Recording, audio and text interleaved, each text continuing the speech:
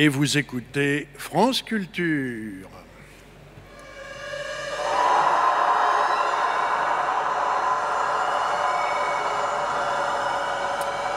Une ville schizophrène, mais pas vraiment inhospitalière.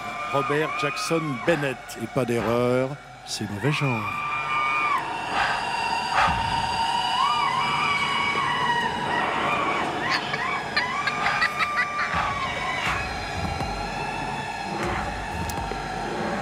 Mauvais genre à Nantes ce soir à l'occasion de l'édition 2018 des Utopiales, Festival international de science-fiction, dont le thème majeur est cette année le corps sous tous ses aspects physiques, psychiques, virtuels et social, un thème central d'American Elsewhere de notre invité Robert Jackson Bennett, première parution d'Albin Michel Imaginaire, dont le directeur Gilles Dumais et la collaboratrice Eva Sinagnan sont également les invités de Mauvais genre.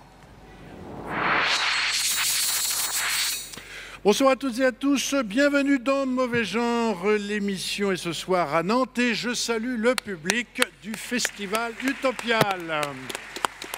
Bonsoir à toutes, bonsoir à tous, merci d'être là, nombreux, pour écouter nos invités et suivre cette émission. Ça fait quand même pas mal d'années, depuis le tout premier, je crois, que cette émission est présente au festival. Je me souviens de la première parution, l'arrivée du festival depuis Poitiers à Nantes. C'était il y a quand même combien d'années, Jeanne Debatz? Oh mon Dieu, je ne sais pas ça. C'était bien avant moi. C'était bien avant vous, oui, bien sûr. C'était sous le règne, je crois, de Patrick Liger, il me semble. Non, c'était encore avant. C'était Bruno Della Chiesa. C'était encore des Bruno Della Chiesa. Vous arrivez de Poitiers. Mais on ne va pas faire l'histoire du festival. On va s'intéresser avant tout à son présent. Mon invité ce soir, donc, c'est notamment Robert Jackson Bennett. Bonsoir. On l'applaudit. C'est déjà publié, on le découvre grâce à American Elsewhere, donc le premier volume publié dans la collection, dans l'espace éditorial Albin Michel Imaginaire, dirigé par Gilles Dumais. Bonsoir. Bonsoir.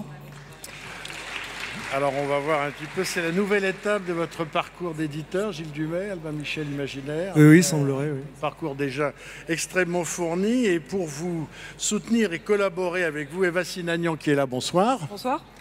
Voilà, donc collaboratrice de Gilles.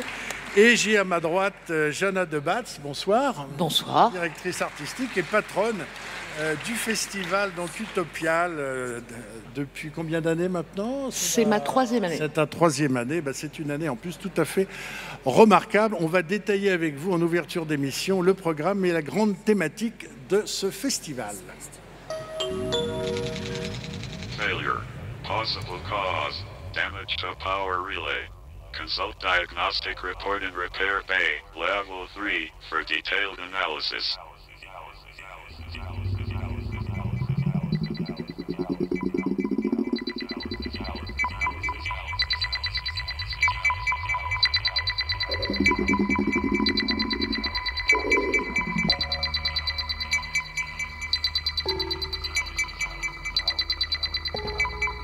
Warning.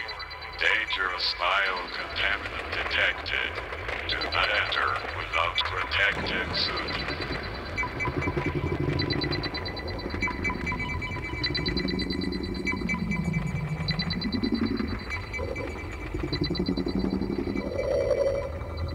Safety interlocks disabled.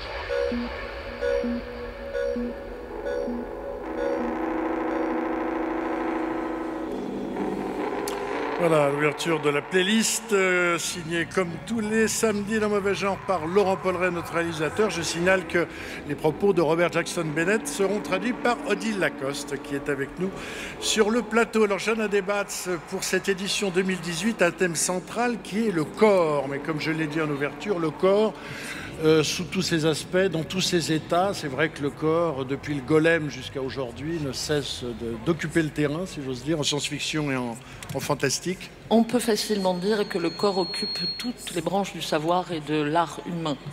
Il n'y a pas un endroit, même en science, fût-il juste l'astrophysique, qui ne s'occupe pas d'une façon ou d'une autre d'un corps quelconque.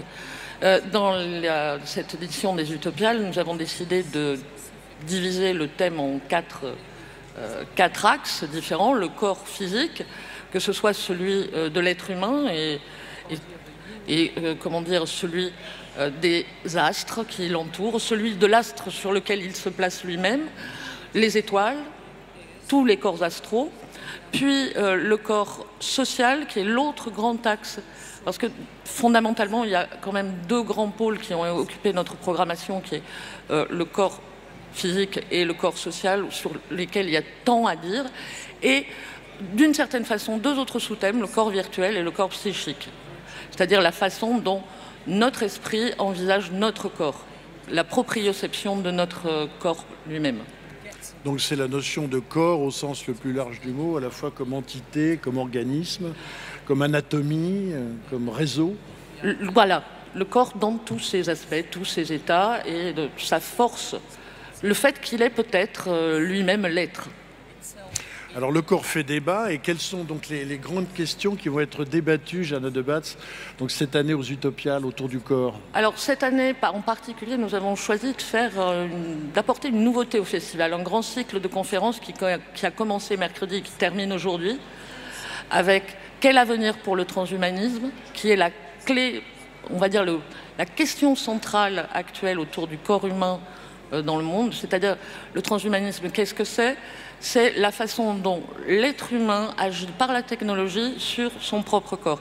Le transhumanisme, ça commence à vos lunettes, à votre prothèse de hanche, à vos lentilles, à votre appareil auditif, à vos boucles d'oreilles, aux tatouages. À mon casque, par exemple. À votre casque.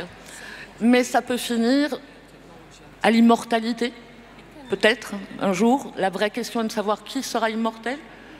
Et comment, surtout. Et comment, et dans quel état. Mais c'est une question passionnante, donc nous avons décidé effectivement de la décliner sous 5 aspects, et vous verrez la dernière ce dimanche. Alors justement, évoquons les rencontres de ce dimanche, donc demain à 11h à la salle Hyperion. C'est les 200 ans de Frankenstein, parce que c'est quand même, il faut rendre hommage au grand ancêtre, c'est quand même elle et lui, la créature et Mary Shelley, qui ont quand même beaucoup fait pour le corps. On ne pouvait pas ignorer la fondatrice du genre, c'était impossible, surtout pas pour le jour, anniversaire de son bicentenaire. Or, Frankenstein est effectivement au cœur de notre programmation, il n'y a pas beaucoup de tables rondes où nous n'en parlons pas. Je vais certainement aborder le sujet j'ai abordé le sujet dans ma table ronde avec John Scalzi, puisque dans John Scalzi, on retrouve ce thème traversant notamment dans son roman magnifique, le Ghost Brigade, les Brigades fantômes, que je vous conseille à tous de lire. Mais par ailleurs, il y a d'autres auteurs qui se sont emparés évidemment du sujet, parce que Frankenstein, c'est le thème de science-fiction par excellence. Et par exemple, je pense, dans cette table ronde de 11h en salle Hyperion, vous aurez Joanne Elliott qui a écrit son propre Frankenstein. En lien avec un autre anniversaire. En lien avec un autre anniversaire. Voilà, qui se fêtera le 11 novembre. Il y a 13h30, Le Fléau, dans Stephen King. Alors là, effectivement, là c'est... Bien, peut-être que l'une des... Épidémie, pandémie et autres ravages. Peut-être que l'une des solutions à la surpopulation qui menace notre planète, ce sera ce fléau qui ravagera éventuellement la planète, si nous sommes assez stupides pour ne pas réussir à l'endiguer.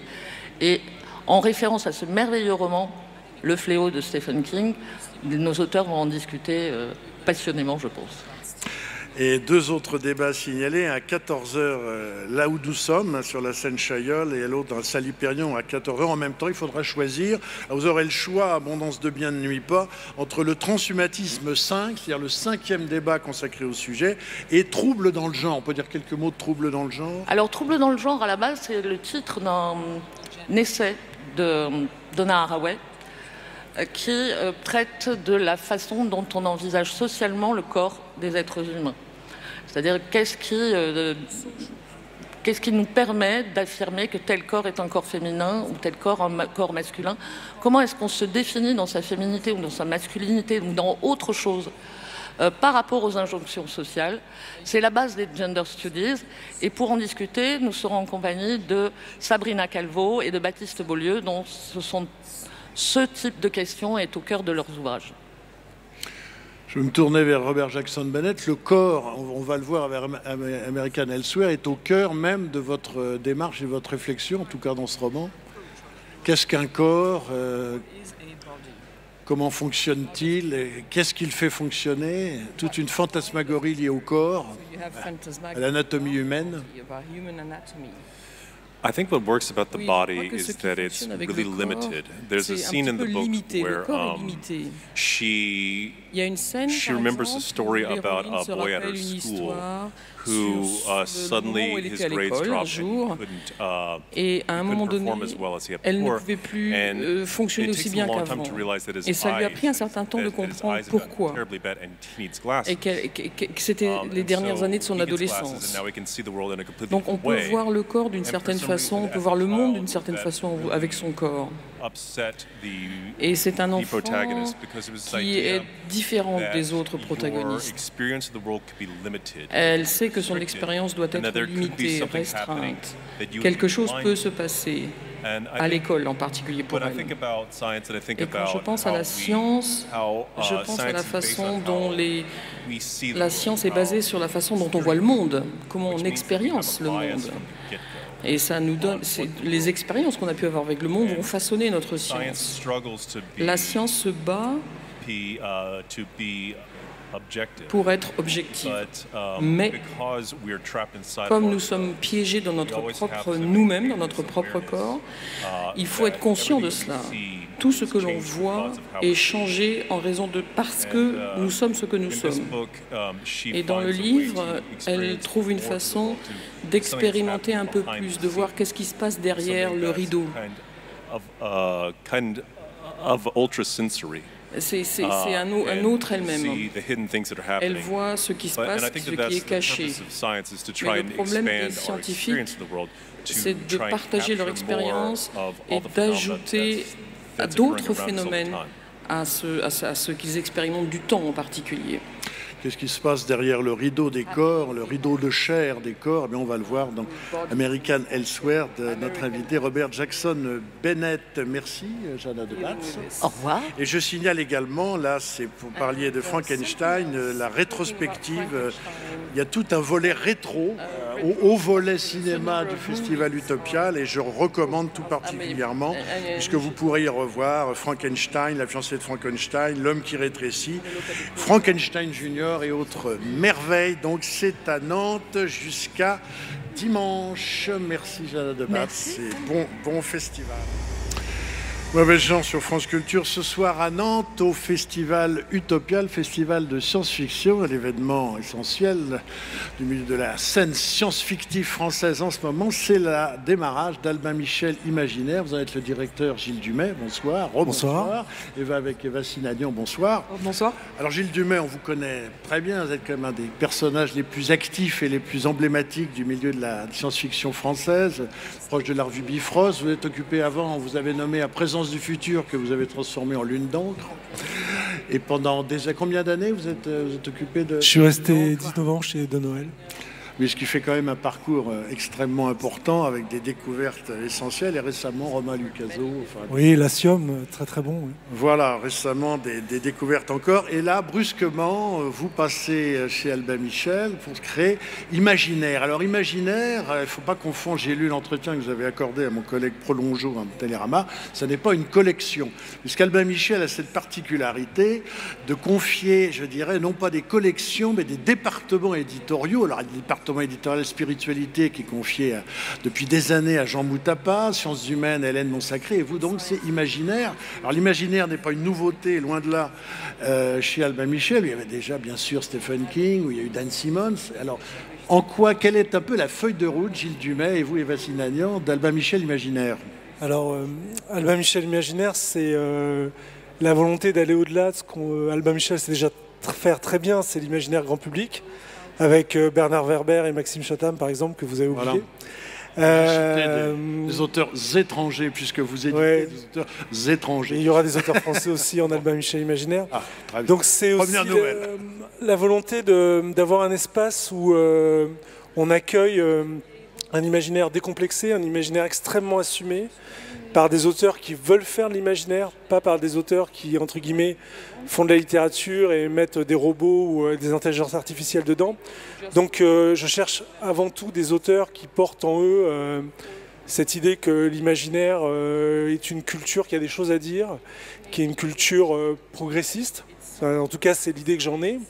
Je cherche des auteurs qui ont foi envers le futur, qui croient au futur, qui croient qu'un futur est possible, qui vont se poser des questions sur l'écologie, etc. Et donc c'est un département parce que pour moi l'idée d'une collection c'est quelque chose avec une ligne assez réduite et l'idée d'un département c'est justement quelque chose où on peut mettre des collections. On peut avoir une collection de romans, mais aussi une collection d'essais, une collection de novélisation de jeux vidéo, une collection d'un univers, une licence, etc. Donc oui, c'est un immense espace de liberté qui souffre dans une maison, Albin Michel, qui a montré pendant des années qu'elle était capable de faire des choses très différentes et qu'elle était très ouverte, et notamment très ouverte à l'imaginaire, contrairement à d'autres maisons parisiennes de littérature que je ne citerai pas, bien entendu.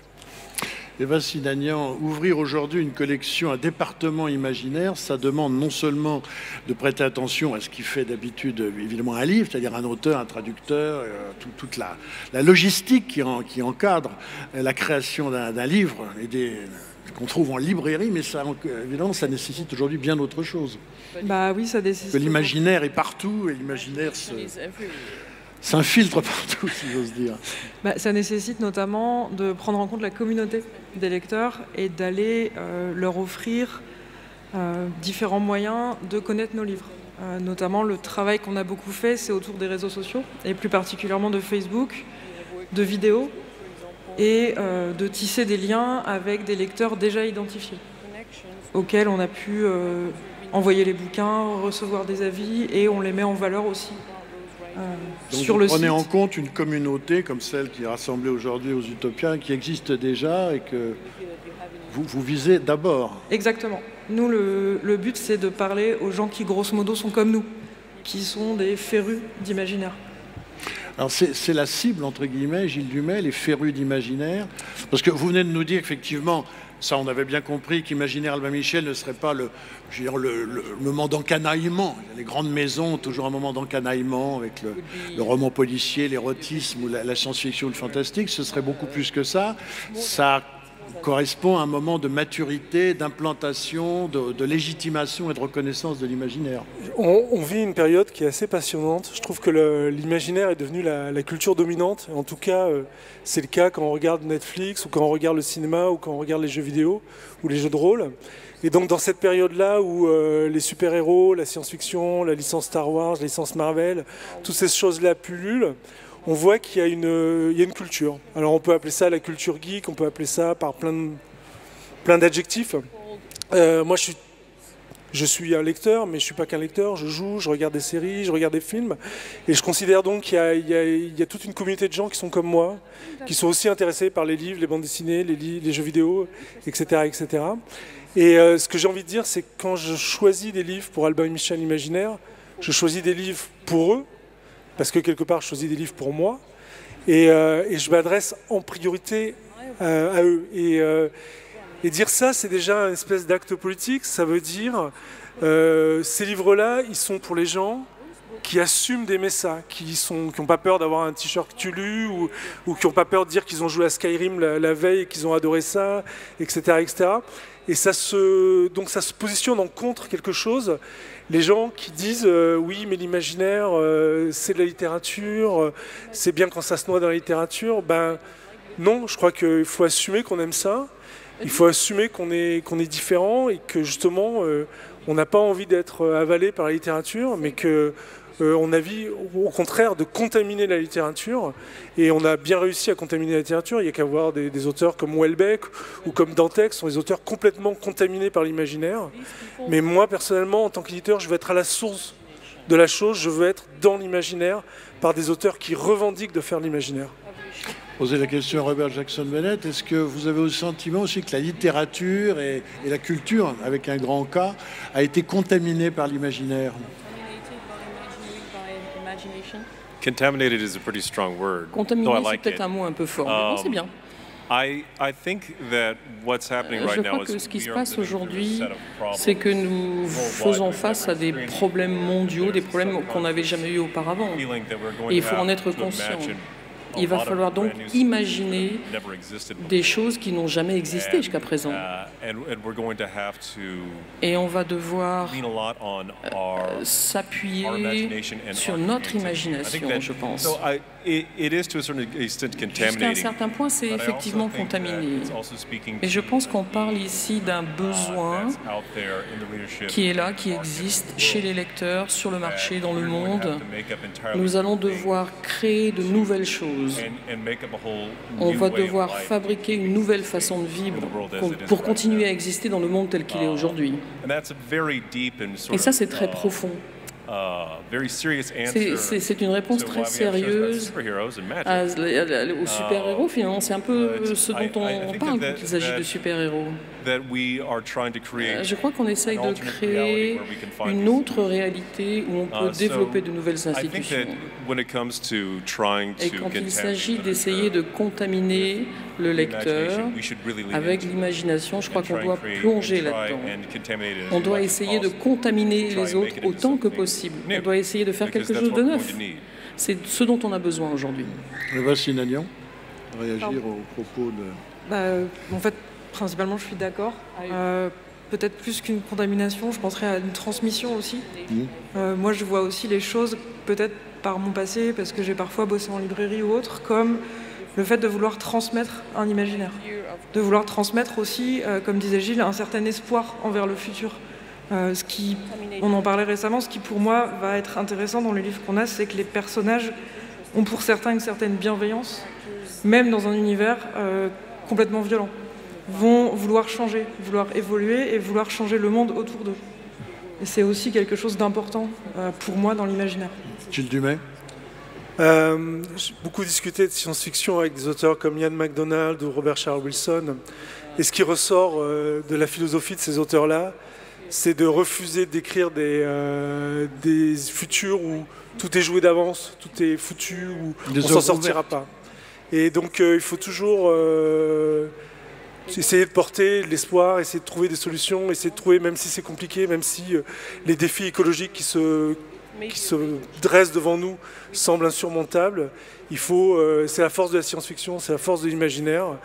Il faut trouver des solutions, trouver des moyens d'avancer et continuer et ne pas baisser les bras. Donc l'imaginaire est non plus une échappatoire, mais une matrice de réflexion. C'est un changement radical de statut. Ça peut être les deux, c'est-à-dire je pense qu'il ne faut pas opposer la littérature divertissement à la littérature un peu plus philosophique.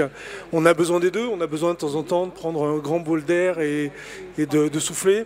Mais après, c'est vrai qu'une science-fiction, en tout cas celle qui m'intéresse le plus, celle de Greg Egan ou d'auteurs comme ça qui sont très spéculatifs, c'est une science-fiction qui va analyser la place de l'homme dans l'univers ou le lien entre l'environnement, qu'il soit naturel ou virtuel, et essayer de montrer quel va être le futur pour parler de notre présent.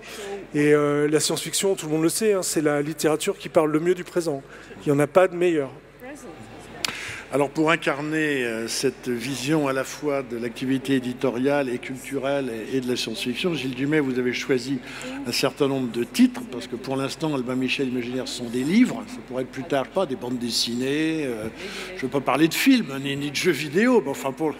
bande dessinée, pourquoi pas, et des essais. Donc vous nous annoncez à la fois des auteurs français, francophones en tout cas, on est ravis, et non anglophones, et puis des essais. Là aussi, on sera extrêmement attentif, puisque l'essai se développe de plus en plus, d'ailleurs, dans les collections de science-fiction. Alors pour l'instant, ce sont des fictions. On va voir celles que vous avez choisies. On garde évidemment pour la bonne bouche, c'est-à-dire la deuxième demi-heure de Mauvais Genre, le roman de Robert Jackson Bennett. On va parler de celui de Neil Stephenson, Anathème en 2 tomes. C'est un gros c'est un gros morceau. Quand on aime la science-fiction, il y a toujours des livres qui ont une importance supérieure, comme Hyperion ou Dune de Frank Herbert. Je trouve que Anathème fait partie des livres qui rentrent dans ce trio-là. C'est un livre très important, c'est un livre très ambitieux. J'ai lu ça et là sur Internet que c'était un livre très exigeant. Je ne partage pas tout à fait cet avis-là. Je pense que c'est un livre qui mérite un petit effort. C'est pas un défaut d'être exigeant. Non, mais ça ne veut pas forcément dire compliqué ou inextricable. Oui, c'est une espèce de labyrinthe, mais c'est un livre très drôle aussi. Ça raconte l'histoire d'un scientifique qui vit dans une communauté de scientifiques qui est fermée, dans une planète différente de la nôtre qui s'appelle Arbre. Cette planète-là a été ravagée par 2-3 apocalypses. 2-3 apocalypses. Oui, il y en a eu plusieurs, oui. Et ils appellent ça les sacs. Et donc après la dernière, ils se sont protégés, ils sont enfermés dans une espèce de forteresse. Et ils s'ouvrent au monde une fois tous les ans, une fois tous les 10 ans, une fois tous les 100 ans, une fois tous les 1000 ans, selon leur statut dans la communauté. Et le narrateur, Fra Erasmus, est un décennarien, donc lui, il a le droit de sortir de la constante une fois tous les 10 ans. Et cette ouverture au monde va coïncider avec un événement astronomique difficile à comprendre au départ.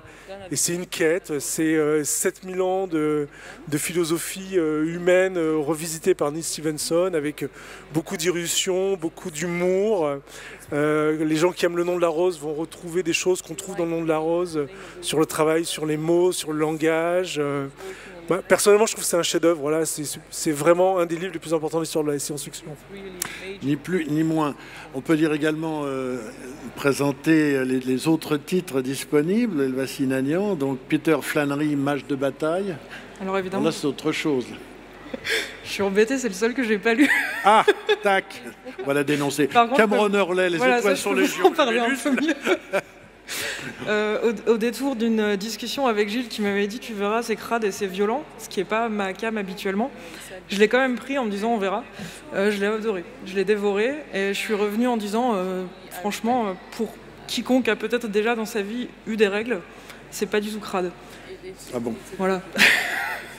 C'est pas tout à fait ce qu'elle a dit. Elle a dit c'est le livre qu'il faut lire quand on a envie de s'arracher l'utérus à main nue. C'est vrai. Très bien, voilà, mesdames, messieurs, vous êtes avertis.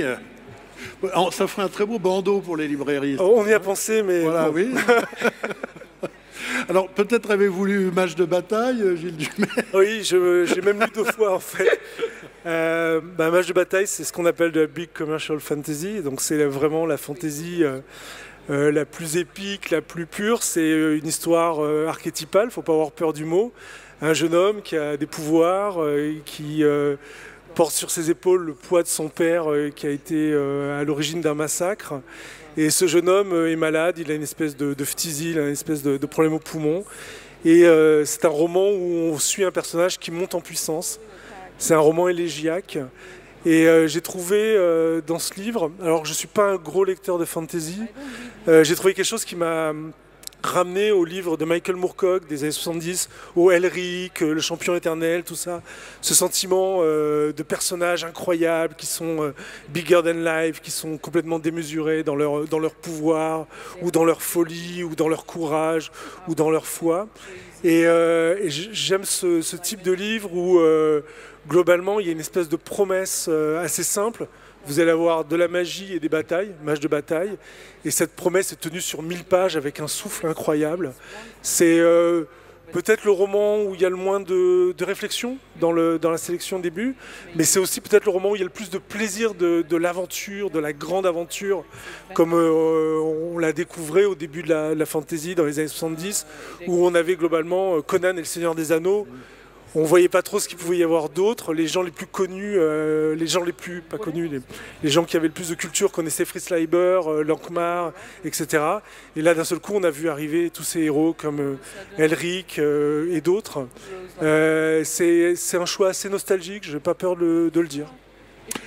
Donc, Albin Michel Imaginaire, les titres d'ouverture, si j'ose dire. Neal Stephenson, Anathème, c'est en 2 tomes. Peter Flannery, Mage de bataille, c'est en 2 tomes. Les étoiles sont légion, c'est en 1 tome. Et également en 1 tome, ce qui va faire la seconde partie de notre émission en compagnie de son auteur Robert Jackson Bennett, American Elsewhere. American Elsewhere.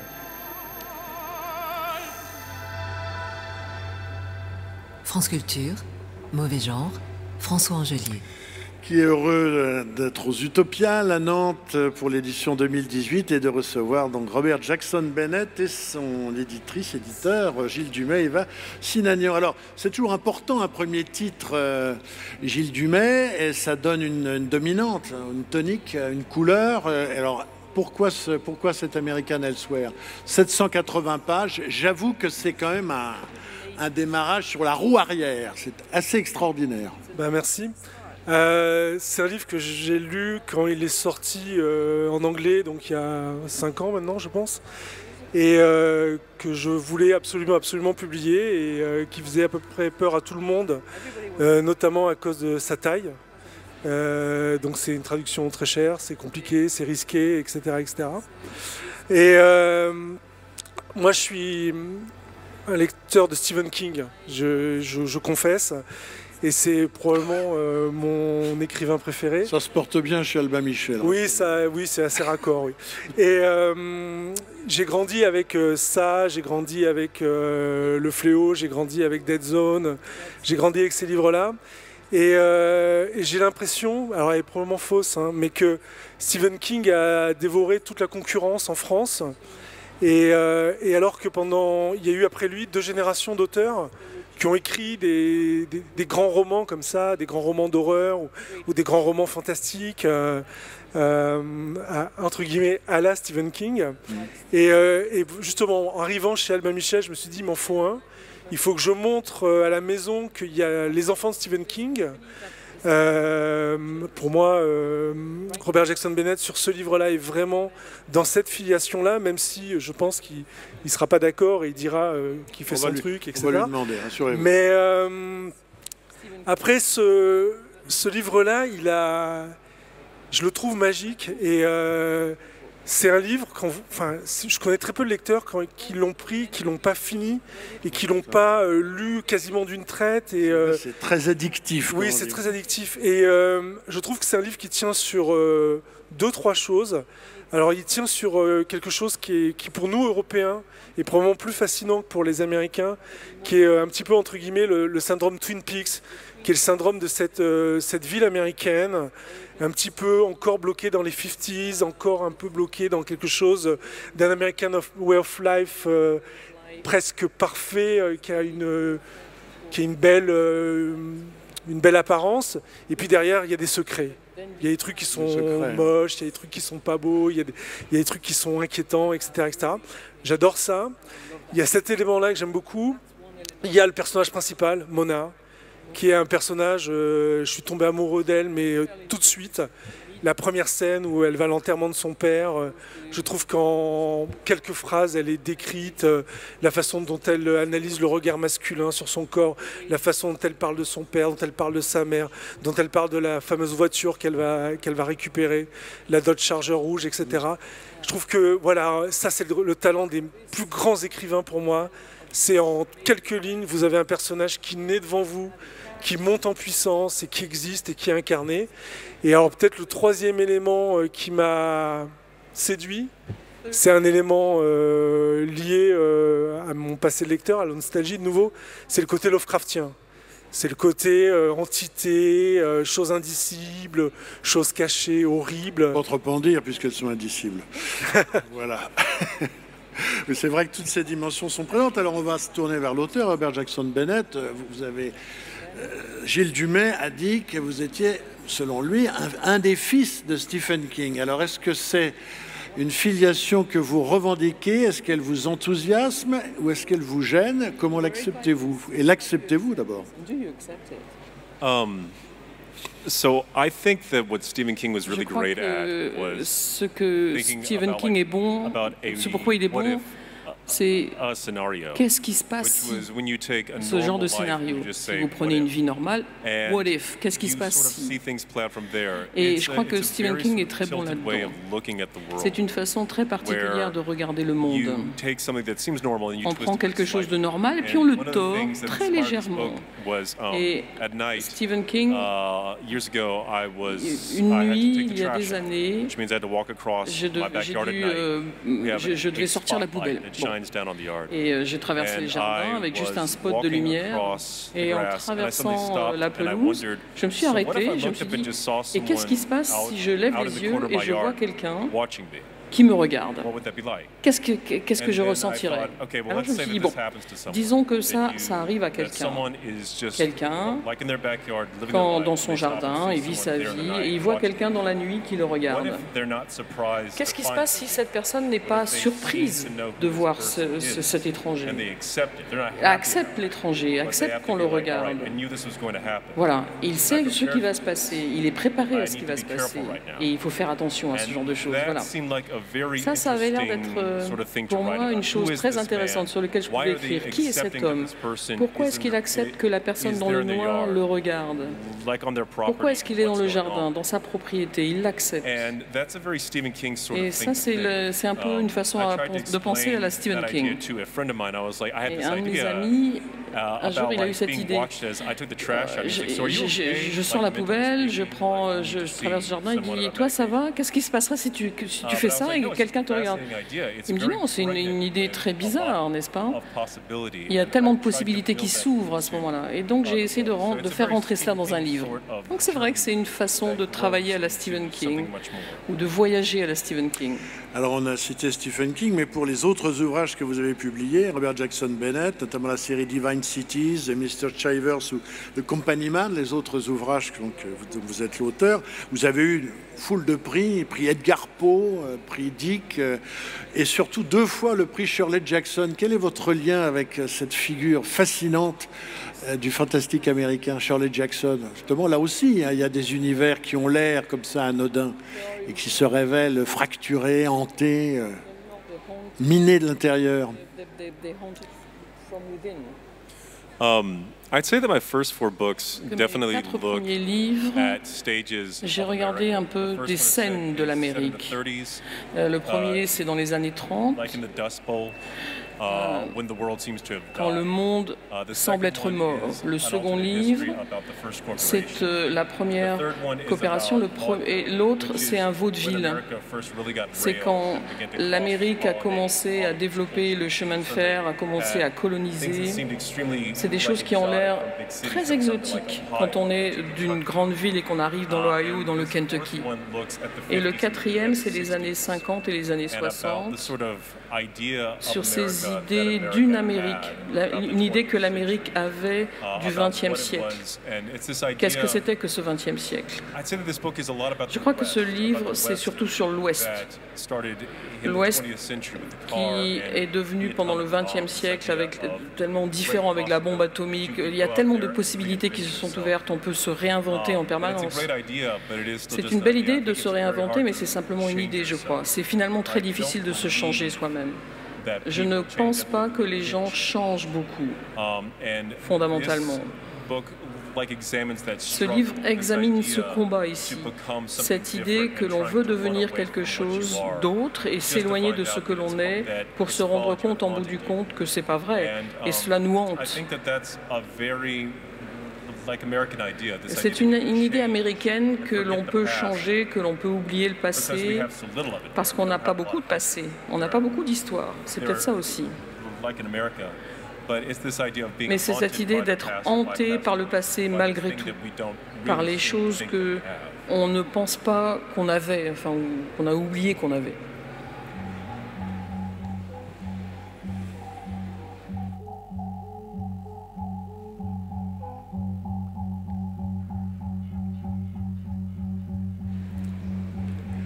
C'est bien sa veine d'avoir hérité d'une baraque dans une ville fantôme. Mais Wink ne peut être totalement abandonné. Les rues sont trop bien entretenues pour ça. Les néons du diner, bien qu'éteints, sont en bon état. La façade des cafés semble repeinte de frais. Et lorsque le soleil se couche, les lampadaires s'allument, baignant les rues d'un éclat blanc, phosphorescent. Pas un n'est cassé. Bien que déserte, la ville est curieusement belle. L'architecture de certains magasins et bâtiments tend vers le style Googie, qui contraste beaucoup avec l'esthétique habituelle du Nouveau-Mexique. On trouve parfois à côté d'une maison d'adobe lisse et terreuse, une fenêtre métallique en forme de hublot, un toit anguleux et profilé ou un amalgame de verre, d'acier et de néon. Le diner et le café sont décorés d'enseignes en forme de paraboles peintes dans un bleu clair d'œuf de Pâques. La Charger détonne au milieu de ces rues. Ce qu'il faudra à Mona, c'est une Eldorado, avec des ailerons et des feux arrière de fusée spatiale. Où songe-t-elle en dépassant une maison d'adobe à murs arrondis et corbeaux de pin? Peut-être une charrette. Une ville bizarrement schizophrène, mais pas inhospitalière. Voilà un extrait d'American Elsewhere de Robert Jackson Bennett, notre invité de ce soir aux Utopiales de Nantes, à Mauvais Genre sur France Culture. Alors ce roman, c'est vrai, Gilles Dumay, que quand on a le malheur de l'ouvrir, on a le bonheur de ne pas le quitter, c'est-à-dire qu'on est avalé, on est digéré, on est broyé par le roman de Stephen King, de Robert Jackson Bennett. Là, vous m'avez soufflé, là. J'arrive plus à m'en sortir. Robert Jackson Bennett, c'est un roman, j'imagine, qui a un peu trois niveaux. Au départ, il y a effectivement Mona, ancien flic, qui a démissionné, qui a traversé une période d'errance, de café en café dans le Nouveau-Mexique, qui perd son père. Sa mère s'est suicidée il y a 30 ans, autre drame traumatisant. Et puis elle hérite de cette voiture et elle apprend que sa mère lui lègue une maison. Alors ça, c'est la première chose, puisque rien ne prédisposait sa mère à lui léguer une maison, et surtout dans cet endroit, qui est un endroit totalement hors du temps, presque, en tout cas qui n'est qu'un petit point sur la carte, qui s'appelle Wink, un village au Nouveau-Mexique où elle se rend. Et là, comme le disait Gilles Dumay, elle découvre un de ces villages dont on dit souvent que le temps s'est arrêté. Alors là, le temps a l'air de s'être arrêté dans les années 50. Donc il y a un premier niveau dans ce roman, c'est ça. C'est cette espèce de bizarrerie. Il se passe à ce point rien, les gens sont à ce point paisibles, la tranquillité est à hurler, c'est d'une tranquillité à hurler. Que déjà c'est un élément de bizarrerie. Et en plus de ça, il y a un milieu local de trafiquants, d'hommes de main qui accomplissent des méfaits sans trop savoir ce que c'est. D'ailleurs, ils sont commandés par des commanditaires plutôt étranges, des commanditaires plutôt bizarres.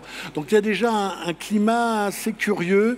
On sent que, grosso modo, la vérité est ailleurs, pour citer la maxime d'une série fameuse. Ça, c'est un premier élément. Ensuite, il y a ce pourquoi, effectivement, la mère de Mona était là, Mona Alvarez. Elle était scientifique de haut niveau dans un centre perdu dans les montagnes, le centre Coburn, même nom que la star, James Coburn, où on livrait à des visions, des expériences à limite autour de la mécanique quantique. Donc deuxième niveau, ce village est visiblement adossé et en lien plus qu'étroit avec un centre d'expérimentation scientifique dont on apprend très, très vite qu'il manipule non pas des denrées dangereuses, des substances périlleuses, mais ni moins que l'ordre de l'espace-temps. C'est un peu l'ordre et la sécurité du monde qui commencent à vibrer là. Et derrière tout cela, il y a un troisième niveau. Alors c'est le niveau Lovecraftien sur lequel Gilles Dumay, il va signaler, on ne dira pas grand-chose. C'est qu'il y a encore derrière tout cela des entités. Il y a encore une réalité, il y a encore autre chose. Donc c'est un peu les poupées russes, Robert Jackson Bennett. On ouvre, on soulève un couvercle, il y a déjà quelque chose dedans, un nouveau couvercle, il y a encore quelque chose. Et en définitive, à la différence des poupées russes, c'est pas de plus en plus petit, mais c'est de plus en plus grand et de plus en plus effrayant. Yeah, I would say that one big inspiration. Je dirais qu'une grande inspiration de ce livre, c'était Little Big. It's an excellent book. It's about fairies functionally, but the fairies are very difficult to find in the text. Il est très difficile de trouver comment ça fonctionne. C'est une histoire qui fait des expérimentations avec la magie. Ils ne se montrent jamais. Les magiciens ne disent jamais ce qui se passe très exactement. Mais on est toujours à la limite, au bord des choses. Et Little Big, donc, c'est que plus vous avancez dans le livre, plus ça devient grand. C'est exactement ça qu'on a ici. Et c'est quelque chose que je voulais amener dans ce livre, cette idée donc qu'une communauté où quelque chose est en train de se passer, quelque chose interfère avec ce qui se passe, avec l'ordre naturel des choses, mais on ne regarde jamais directement ce qui est en train de se passer. C'est simplement des choses que l'on voit de loin. On voit dans l'ombre qu'il se passe quelque chose. Quelque chose vous regarde. mais vraiment, on ne voit jamais véritablement soi-même ce qui est en train de se passer. Et jusqu'à un certain point, il faut aller vers l'ombre de plus en plus. On a envie d'aller vers l'ombre pour voir ce qui se passe, pour découvrir que les choses deviennent de plus en plus bizarres, de plus en plus grandes et importantes en même temps. Gilles Dumais, effectivement, il y a une sorte de tripartition, c'est une structure en 3 temps, et non pas l'un après l'autre, mais l'un à l'intérieur de l'autre. Il y a une sorte de vertige cosmique qui apparaît au fur et à mesure qu'on lit le livre. Je peux donner une clé sans trop spoiler le livre.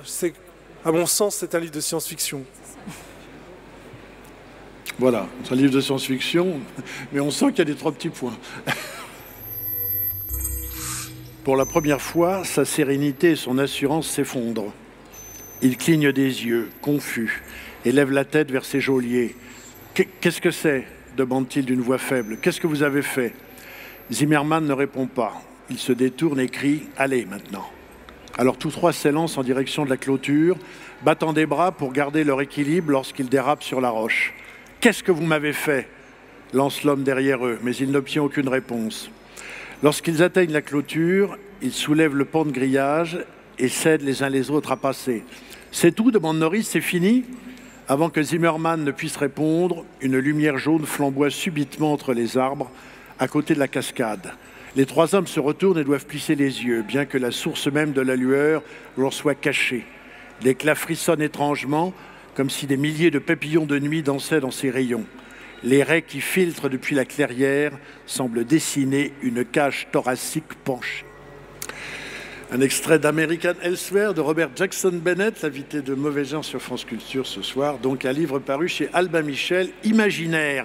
Il y a un chapitre dans votre livre, alors là aussi il va falloir faire attention, Gilles Dumais et Vassine Agnan, de ne pas trop en dire, que j'ai trouvé mais hallucinant, c'est le chapitre 36.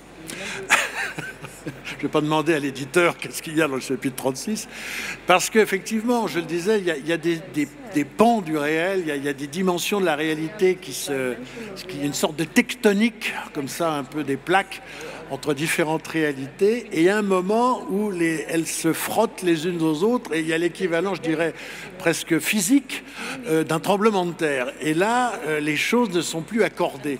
Il y a une sorte de discordance qui se passe même dans la réalité, et des personnages qui semblent tout à fait communs, tout à fait anodins, monsieur machin, madame un tel, eh bien, en définitive, se mettent à fonctionner n'importe comment. Et je vais donner un exemple quand même, mais qui n'en dira pas très long. Une dame qui doit apporter, je sais pas, une carafe de jus d'orange à son mari reste debout à la porte pendant 7 heures. Son mari, ça fait 9 heures qu'il répare sa voiture. Je pense que c'est sûrement les moments les plus forts, c'est les moments où l'engrenage est grippé et où les choses commencent à se déréguler. Robert Jackson Bennett.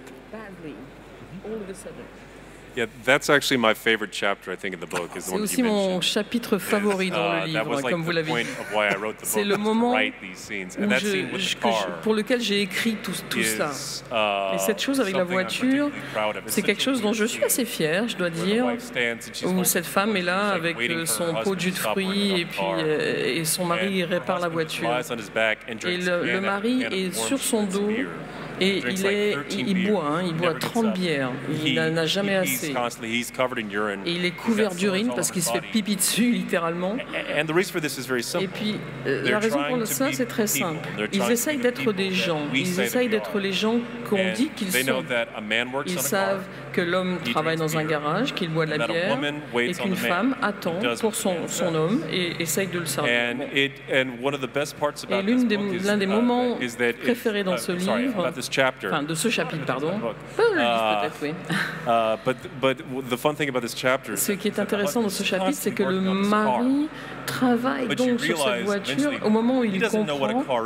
Il ne sait même pas ce que c'est qu'une voiture. Il ne sait pas ce que fait une voiture. Donc il est là en train de travailler dans le moteur à l'intérieur de sa voiture pendant des jours et des jours. Et sa femme, elle est là, elle dit « Oh, c'est une belle voiture, c'est une tellement belle voiture ». Elle a l'impression qu'il faut qu'elle dise ça. Mais est-ce qu'on doit conduire ça? Ça se conduit? Est-ce qu'on doit la conduire à un moment donné où on va? Et les choses ne changent jamais, ça reste comme ça. stasis, like even though both these même si ces deux personnes sont blessées, physiquement blessées, il y a du sang qui coule, il ne peut pas s'asseoir. Et elle est sur des talons hauts pendant des jours, et elle est là en train de tenir cette cruche ou cette carafe de jus de fruits pendant des heures et des heures, et sa main tremble. Mais elle continue à le faire parce que ça, c'est le rôle qu'on lui a demandé de jouer. Tu es la femme, tu es l'homme. Faites ce que vous avez à faire, ne changez pas. Et ce qu'ils essayent de faire ici, c'est qu'ils essayent de vivre selon l'histoire qu'on leur a dit sur eux-mêmes. Et c'est pareil pour nous, on se dit, on doit être ça, et même si on se bat pour être différent, on reste ça. Et eux, ils sont nouveaux dans la vie, ils veulent être ces personnes. Et est-ce qu'ils ont le sentiment, enfin, est-ce qu'ils sont heureux ou pas, ou est-ce qu'ils essaient d'éviter? Bon, ils pensent, voilà, on n'a pas essayé assez fort en fait, il faut qu'on continue, on n'est pas au niveau de l'idée qu'on doit avoir de nous. Et c'est l'idée de, on doit être vivant. Voilà, suis-je vivant ou qui est-ce qui est vivant et suis-je heureux ou qui est-ce qui est heureux? Il va s'y aller, en fait. On finit par plus savoir qui est heureux et qui est vivant dans ce roman. Non, et c'est justement un des points que j'ai trouvé très intéressant et inattendu dans American Elsewhere, c'est toute la réflexion sur ce que veut dire être heureux et comment ça peut être perçu et réfléchi par justement des créatures différentes. Oui, c'est une réflexion aussi sur l'image du bonheur plus que sur le bonheur. Enfin, un petit peu si, d'abord sur le bonheur. C'est surtout Mona qui est confrontée à la nécessité du bonheur, Gilles Dumais, mais c'est surtout aussi sur l'image du bonheur. Cette ville, elle incarne d'une certaine façon le bonheur tel qu'on l'a rêvé après la guerre, au moment de la guerre froide. Le bonheur, c'est ça. On a sa maison, son jardin, sa voiture, ses enfants, son frigo, son jus d'orange, sa bière. On est heureux. J'ai cru déceler dans le sous-texte d'American Elsewhere une critique de l'American Way of Life. Une critique peut-être un peu béate de ce que ça devrait être, c'est-à-dire consommer et mener son chemin tranquillement jusqu'au bout. Ce qui est intéressant dans le roman, c'est que Mona, c'est un personnage brisé. Oui. C'est un personnage extrêmement traumatisé, c'est un personnage qui pourrait s'enfoncer, qui pourrait se suicider, qui pourrait baisser les bras, il aurait pu se passer plein de trucs horribles, en plus de ce qui lui est déjà arrivé. Et c'est un personnage qui, au contraire, confronté à toutes les difficultés personnelles qu'elle a eues, puis confronté à d'autres difficultés dont on ne va pas parler, va toujours essayer de trouver un chemin, va toujours essayer de se dresser, va toujours... pour moi, c'est aussi un roman sur la résilience, sur la résistance, sur la volonté et sur la foi en l'être humain, sur la foi en sa propre force. Peut-être que Robert ne sera pas d'accord, mais peut-être que le message du livre, c'est que le vrai American Way of Life, ce qui fait vraiment la force américaine, c'est la foi qu'on a en soi-même, plus que le bonheur d'acheter des choses et les mettre dans son frigo. Très rapidement, Robert Jackson Bennett, c'est la foi plus que le bonheur qui compte pour les Américains. That's yes, I'll go ahead and say yes. Oui, je dirais oui. I think that what I think that the book captures ce que capture ce livre des Américains, je crois, c'est cette façon de vivre américaine, c'est cette idée d'essayer de continuer à aller de l'avant et admettre ce qui est en train de se passer. Si vous acceptez ce qui se passe, si vous acceptez que votre histoire, c'est une histoire que vous devez vivre, vous pouvez réfléchir à ses valeurs. Et ça, c'est l'Amérique dans ce qu'elle a de mieux, je pense. Et c'est plus que l'Amérique ici, quand même. C'est une histoire sur soi-même que l'on a ici. On doit faire avec tout son passé et puis continuer. C'est ce que nos nations font, malgré tout. Et je crois que l'humanité est à son meilleur quand elle accepte ce qui lui arrive, quand elle est honnête, et quand elle change ses valeurs, quand elle prend des décisions basées sur cela. Merci Robert Jackson Bennett. Je recommande évidemment très chaudement cet American Elsewhere, le démarrage en fanfare, à son de trompe, non pas de trompe, de trompe, de la collection Albin Michel Imaginaire. On termine ce mauvais genre, bien sûr, avec Christophe Beer. Je fus au Sacré-Cœur de Montmartre dimanche dernier. En revenant à la descente du grand escalier, un photographe ambulant prenait des vues. Je lui ai acheté des épreuves, je t'en adresse une, où tu me verras en assez bonne santé. Déchiffre-t-on au dos d'une carte postale de 1920. Elle représente l'escalier de la rue Muller. Où donc est l'expéditeur? Parmi ces gens au pied du lampadaire central, à moins qu'il ne soit dans le groupe derrière. Est-ce l'homme fumant le cigare et tenant la rambarde? To Even réunit 160 clichés d'anonymes dans ce même lieu, photographiés pendant près de 30 ans, du début des années 20 jusqu'à 1950, selon un protocole immuable établi par François Gabriel, un professionnel installé au pied de la butte. On connaît plus aventureux comme photographe ambulant. Les arpenteurs de sites touristiques et de stations balnéaires chassent le touriste en goguette. Contrairement à ses confrères, François Gabriel, artiste portraitiste, délimite son terrain à seulement quelques mètres de son atelier et de son domicile, établit son cadre, format vertical embrassant toute la descente de l'escalier. Il ne court pas après les clients, ceux-là descendent à lui.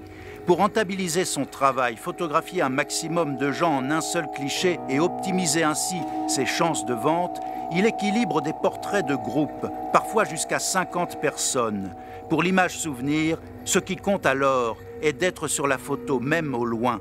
La performance de François Gabriel est d'orchestrer en extérieur, en évitant les positions figées, manquant de naturel, et les personnes floues. Elles sont rares.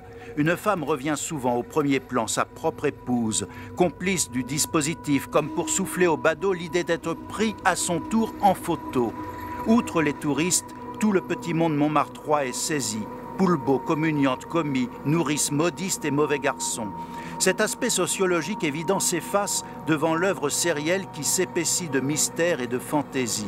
Les rares clichés à un personnage, frêle silhouette au pied du lampadaire, intriguent, comme les enfants stupéfaits surgissant des landaux. Sur une photo, toutes les personnes placées sur les marches de gauche mettent en relief un chien, seul être qui occupe la partie droite de l'escalier. Les chiens, étonnant sujet, tel ce berger allemand s'apprêtant à gravir les marches et prenant le soin coquet de se retourner pour fixer l'objectif. En proposant cet ensemble, les éditions Innocence de Jean-Marie Donat invitent à de multiples récits aux acteurs inconnus. Le livre est dédié à Sarah, 93 ans, et à ses parents qui furent déportés à Auschwitz et dont il ne lui reste que quelques cartes souvenirs de François Gabriel dans les escaliers Muller.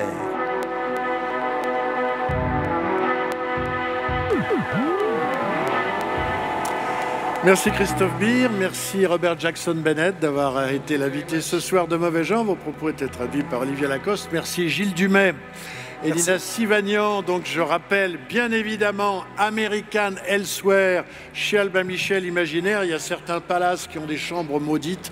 Là, le chapitre 36 est le chapitre fatal à découvrir d'urgence. L'équipe technique de France Culture aujourd'hui, Olivia Branger, Laurent Fracchias, Sébastien Huel, Christophe Michou. L'émission a été réalisée par Laurent Polleret, assisté de Séam Boutata, Claire Martin Dugard. Vous avez pu entendre Christophe Beer. L'émission a été présentée par François Angelier et je remercie très chaleureusement Estelle Lacaux du Festival Utopial et Jeanna de Batz pour la part qu'ils ont pris dans cette réalisation. D'ici là, bonne nuit à tous. Les Utopiales, c'est encore demain à Nantes. Je vous donne rendez-vous samedi prochain.